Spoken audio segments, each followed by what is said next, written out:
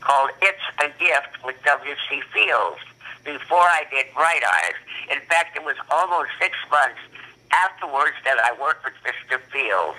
Well, he picked me out of all of these kids there that day on that interview to do a pantomime scene with him, and It's a Gift.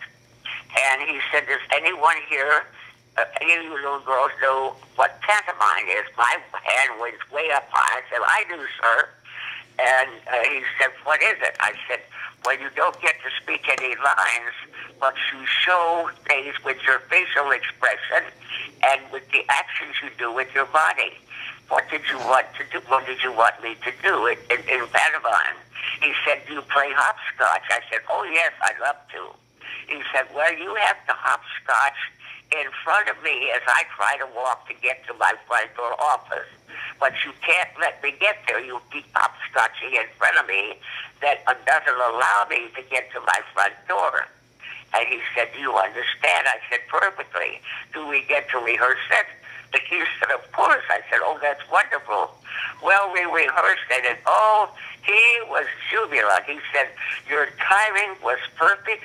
What you did was great. I pray you can do the very same thing again. You think you can? I said, I'm sure I can, Mr. Field.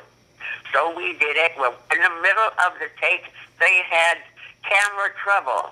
And oh, he was so upset. He said, little girl, that was even better than the first time you did it. He said, you take directions so well. I'm just so pleased. I said, thank you, sir. I always try to do my best. So we did it the second time. Well, that time, his timing and with me hopscotching in front of him was a little bit different. So I got there to the door before he did, and I couldn't just stand there and do nothing. So I turned around, put my hands on my hips, and stuck out my tongue at him. And oh, he got, which he was supposed to do, get very upset in the scene. He ruffled his hat and said, oh, kids, get out of my way, kid, you bother me. So then I looked at him and ran away. Well, when it was over, when the scene was over, all the crew applauded. They all laughed and said, that was just wonderful. And he said, little girl, you're very talented. And he said, you take directions brilliantly. He said, is your mother here? Every little girl has a mother. I said, yes, sir. She's way in the back here somewhere. And so she said, ask the assistant director to please call. He said, what's your name, dear? I said, Jane Withers.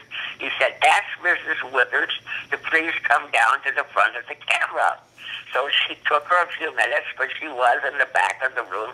She never, ever got near the director or the scene in any way.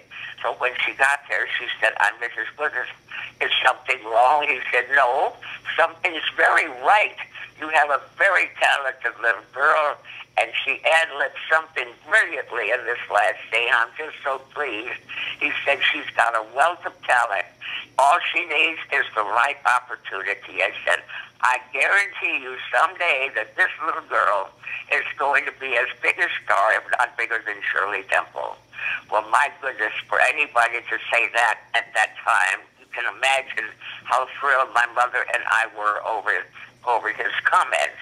He said, now, I want this little girl's name and phone number, and when she gets a roll with lines, he said, I want to know about it because she's going to be wonderful in whatever she does. Well, 6 months later, we got the role in Bright Eyes. And I said, Mommy, do you think we should call Mr. Fields? He asked us to. And she said, I think it would be all right, so let's call him. So we did.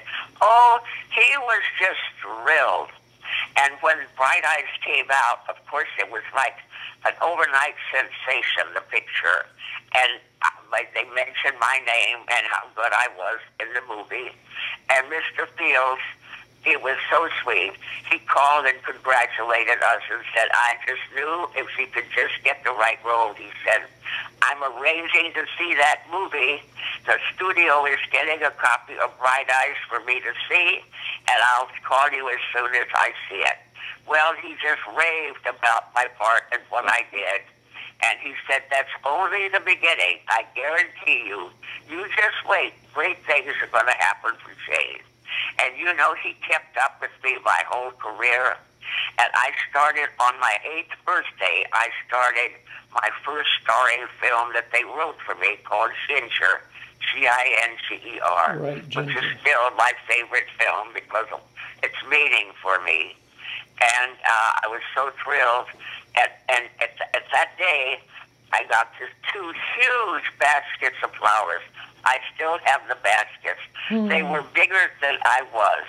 You know, those great big things they used to send to people on the stage back in the 20s and 30s. Right.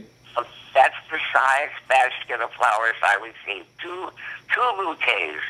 And when the man brought them in, I said, "Oh, I just love flowers so much, but I think you have the wrong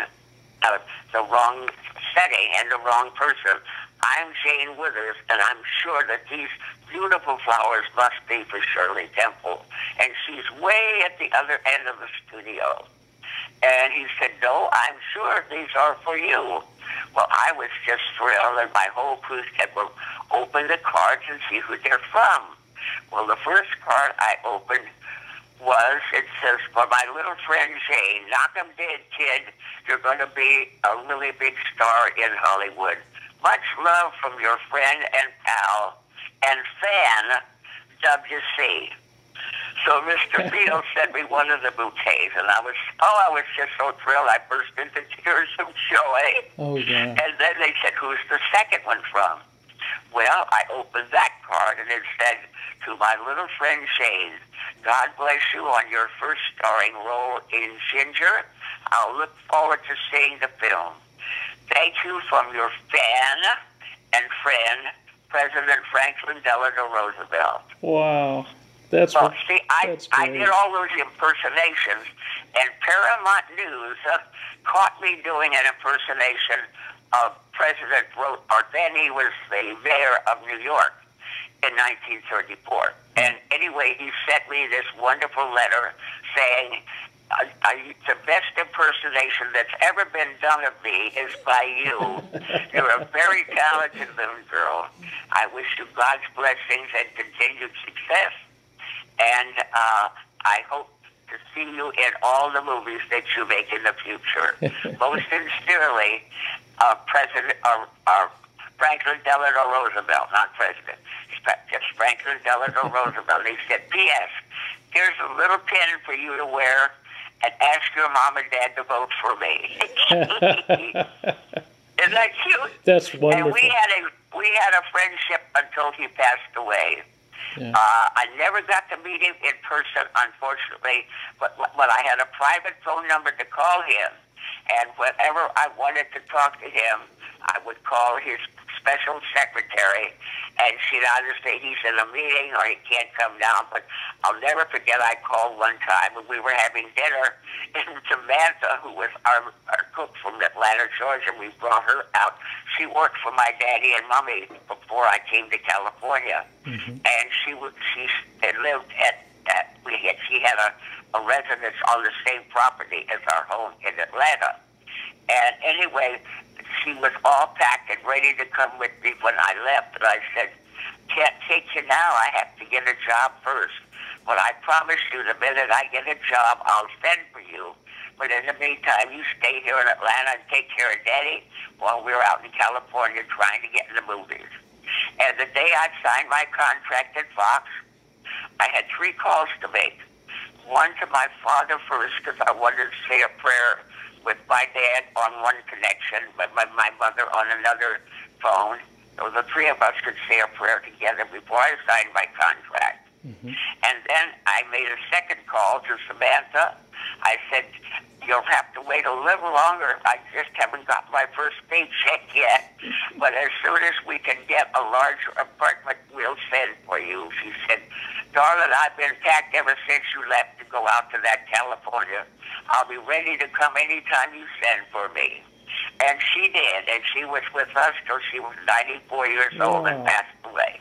That's sweet. And then the other one was to Josephine Rady. She was the secretary of the president of Coca-Cola. I did all of their programs that they had. For every holiday, they would have a show. I would be the main person in singing and dancing, and